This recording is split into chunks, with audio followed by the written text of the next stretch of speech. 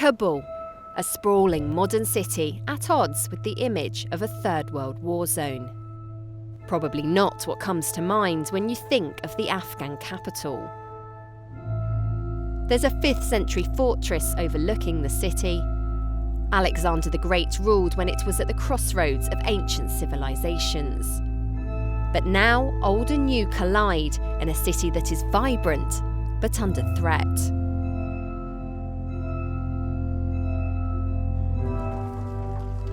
At any one time, 585 British troops are in Afghanistan's capital city. In summer 2017, it's mostly the Royal Irish, but there are plenty of other personnel present. They're on Operation Toril, part of a bigger ongoing NATO mission, Op Resolute Support. It aims to train, advise and assist the Afghan National Defence and Security Forces, who face a constant fight against the Taliban, Al-Qaeda, so-called Islamic State and other insurgent groups. It's a far cry from the Afghanistan most of us think we know. After the US invasion in 2001, British troops found themselves in a complicated and brutal campaign in the country. First, it was war fighting and holding ground. Later, they stepped back to train the growing Afghan forces. 453 British troops had lost their lives by the time Operation Herrick ended in October 2014. And although combat missions were over, 3 more British lives had been lost, as the British presence in Afghanistan continues. Today, things couldn't be more different, where it's the Afghan National Defence and Security Forces who are fighting that fight. And we are here in the training, advise and assist role, but it's a very different feel to this place, where it's the Afghans defending their own country with the support of the international community, rather than the international community doing it directly. Britain is one of 39 nations contributing in Afghanistan under NATO. Their focus is on a place known as Sandhurst in the sand. The future leaders of the Afghan military pass out with pride. The 352 new officers are graduating from ANOA, the Afghan National Army Officer Academy in the west of Kabul. It has now turned out over 2,600 commanders. I feel positive about the future of Afghanistan. The younger generation now are keen to serve their country and they want to lead their people. ANOA was a project backed by Hamid Karzai and David Cameron. Back in October 2013, the first parades were held in an old car park. Cadets had their lessons in tents. But now, 3.5 years on, there's been a huge amount of infrastructure built here at ANOA and at this wider defence site, and it's continuing to expand. It's seen very much as the jewel in the Afghan National Army's crown. And after a year of intense training here, cadets head out as officers to the front line, ready to fight the Taliban and so-called Islamic State. Training at this officer academy is now the focus of British involvement in Kabul. Every British support or protection role in the city is in some way connected to work happening on this site. UK troops act as mentors here, training the trainers. I've never done a mentoring role before, but it's been fantastic. I've learned so much in such a short space of time. I'll certainly employ those skills in future roles that I'll have. It's really rewarding seeing really high calibre young men and women want to join the ANA. Some of them speak excellent English, they're graduates in chemical engineering, they're really bright and they really want to serve their country. Entrance is highly competitive. Places are based on merit, not, as with many opportunities in Afghanistan, on family connections. Cadets are chosen to represent all tribes and classes in Afghanistan. That means they will defend all of their people. Part of that is about redressing the gender balance too. Women already serve in a growing number of roles in the Afghan National Defence and Security Forces, but more are wanted and needed. 90 women have graduated as officers from ANOA so far. But they have big dreams. By 2023, the plan is for women to make up 10% of the 190,000-strong Afghan National Army. If we honestly do our job, the enemies of Afghanistan will not be able to stand up against us. I have joined up to serve so Afghanistan can stand on its own 2 feet. When I graduate, I want to serve my country. I want to be the perfect officer in the future, and I want to protect Afghanistan. It was one of my biggest ambitions from childhood to join the army, to serve Afghanistan. I've always wanted to serve with my brothers and protect my people. I've spent many nights under the stars in the company of brave Afghan soldiers. I've shared meals with them, and I've shared their dangers on the battlefield. And there are few other people with whom I would want to have by my side in a difficult fight. These are your people that you are fighting to protect. They're your families, your friends, your countrymen. And there could be nothing more motivating than to know that. An Afghan military career is often deadly. 13 ANOA graduates have been killed in the last 3 years. But staff say the academy is making its mark against the country's enemies. We focus on leadership, so that's why the young officers are very well at their own task, which they're going in as a platoon commander or a company 2AC. Some in a year time going to be a company commander. The product from here, the cadets that commission from here, are in demand. I heard a story not that long ago where US forces that are working down there had observed young officers leading Afghan soldiers who had recently commissioned from here, the young officers, who were displaying leadership styles that they hadn't previously seen. And I think if you want evidence of how good is being transferred into the fighting side of the army, then it doesn't get better than that, I don't think. British troops are helping the Afghan forces lead from the front. This officer academy is key to that dream of full defence independence. But assistance doesn't mean just offering advice. Across the city, there are other troops who've had to keep much more on their toes.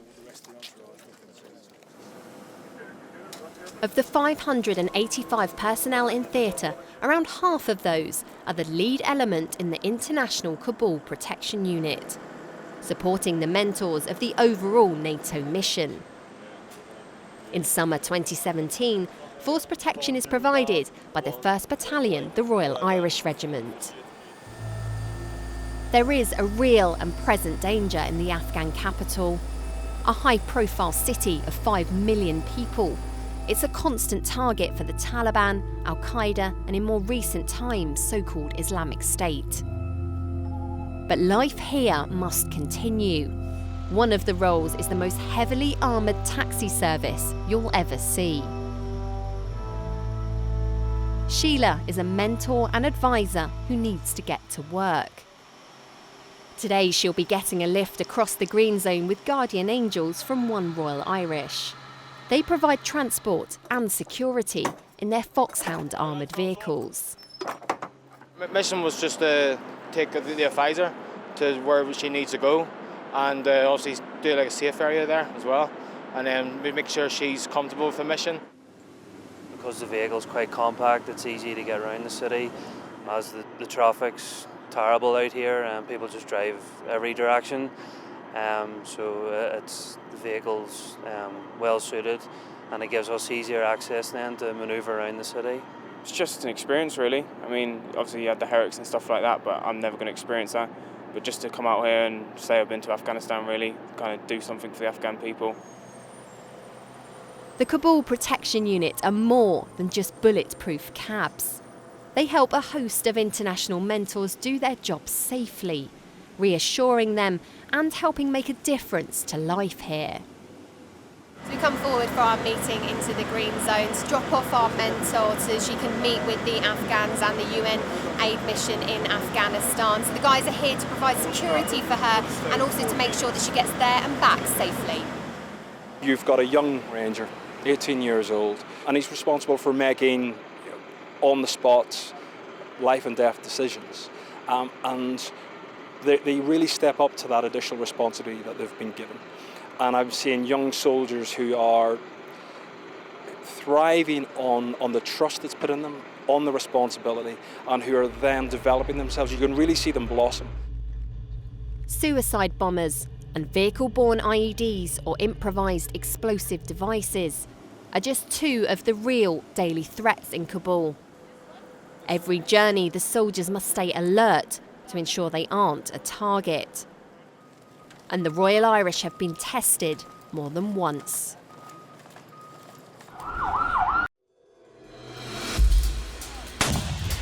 British troops ended combat operations in Afghanistan in 2014.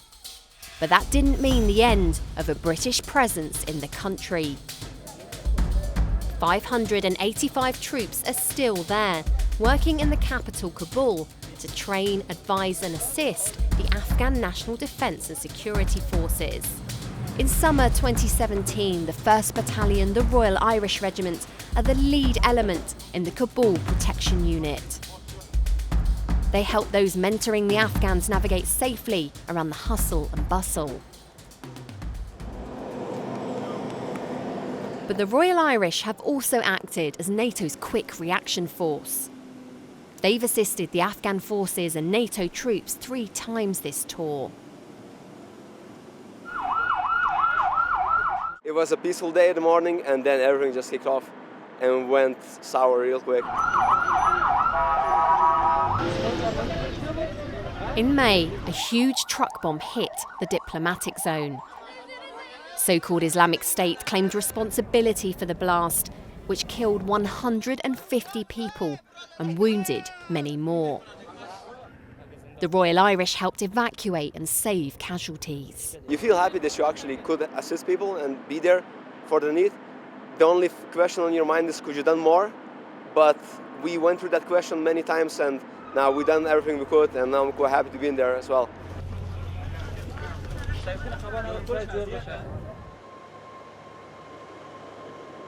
There are more routine tasks in Kabul.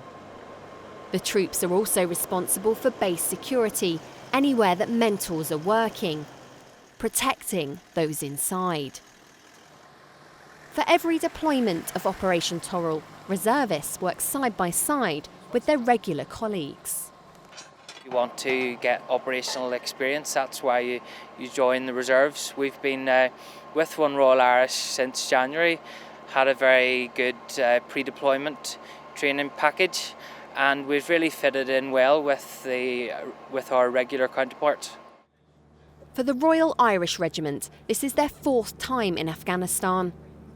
But not a single round has been fired on this non-combat tour. It's very different from the Helmand days. I mean, all the way back to warfighting, I guess, on Herrick 6, if you will. So warfighting, holding the ground at that point, transitioning into again sort of Sangin and lower central Helmand options there. But again, a hold mission and a build, and then transition was the sort of focus, if you will, in 2011 for us on Op 13. The last tour when we were down in Helmand was very much going out conducting dismounted patrols, going out amongst the population, twice daily, and really developing our own relationships with the population, providing that security bubble, which then allowed stabilisation projects to happen. Here, Kabul is much more complex, so it's different challenges, but equally as rewarding. The Royal Irish know these roads inside and out now. Optoral deployments can be up to 9 months long. And they know they'll be back again. They've been warned to expect another tour in 2019. But the threat from IEDs used in vehicles or by suicide bombers means driving carries risk. So this isn't the only way to get around the city. The Puma helicopters of the Taural Aviation Detachment are a vital way for troops and civilians to navigate the Afghan capital. Since 2014, personnel from RAF Benson have navigated over the bustling streets. Below us, traffic weaves past shopping centres, mosques and wedding halls. We know that the roads aren't as safe as perhaps they could be or will be in the future. So knowing that we're here providing safe transport for our own troops and NATO and allied troops that are in theatre is, it's excellent. We couldn't want for more, really. The Puma crews work out of the international airport. With the Afghan forces leading on security now, their role is non-combat. Moving passengers, post, and if needed, medical casualties. Their cover allowed 400 extra NATO missions to happen last winter. There are just a small number of air crew, ground crew and pilots here from RAF Benson, but they are extremely busy. They're flying on average 180 hours every single month and covering 15 different locations across the city. Of course, it is a very busy airfield. I don't know how it ranks against others in the world, but I've never encountered anywhere that has so many fixed-wing aircraft movements as well as helicopters. So the air traffickers, Americans, but by and large Afghans, and then supported by the Americans, they have their work cut out, and it gets very, very busy. Kabul sits in a huge valley, 6,000 feet above sea level.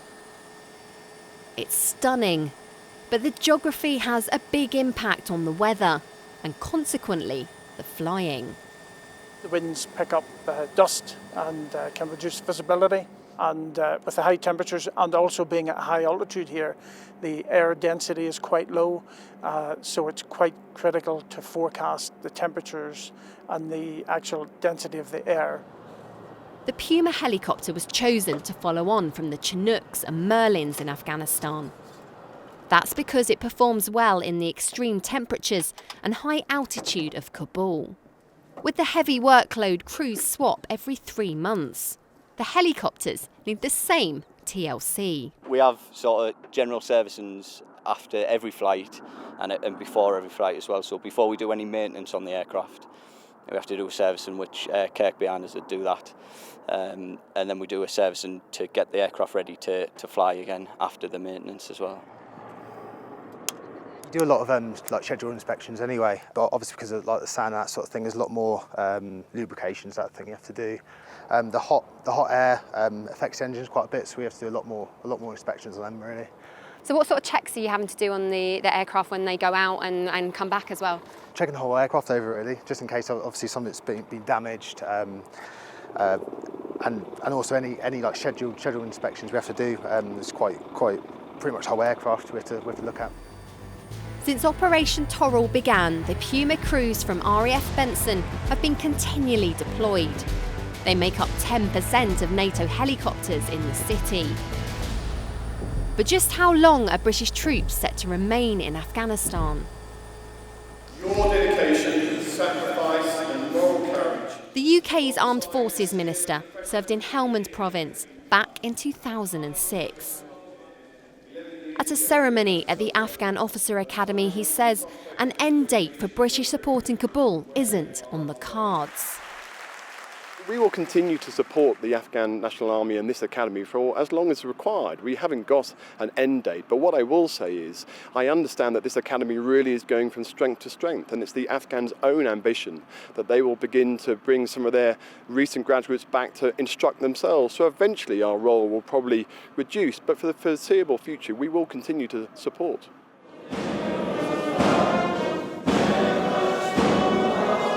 As the Afghan officers graduate from the British-backed academy, a sense of belonging and pride is instilled. There are also traditions, born in Britain but carried to Kabul. The Sandhurst cane presented for the first time to the best female. The Duntroon sword, named after the Australian Royal Military College, is awarded to the best male. Later this year, this academy will hold its 10th graduation of officer cadets, also passing out its 100th female. Most of our young generations, female and male, went outside for training. We've got lots of training institutions in Afghanistan which we didn't have it before. Lots of schools. Our young generation will grow up and they will build the country in the future. Since combat operations ended in 2014, it's been a very different mission facing British troops. The Afghan National Defence and Security Forces have the lead. But this is still a growing and developing force, one that needs support to boost its numbers, kit and experience. The British hope to pass on their fighting knowledge, honed over centuries, to Afghanistan's future military leaders, preparing them for when they have to go it alone.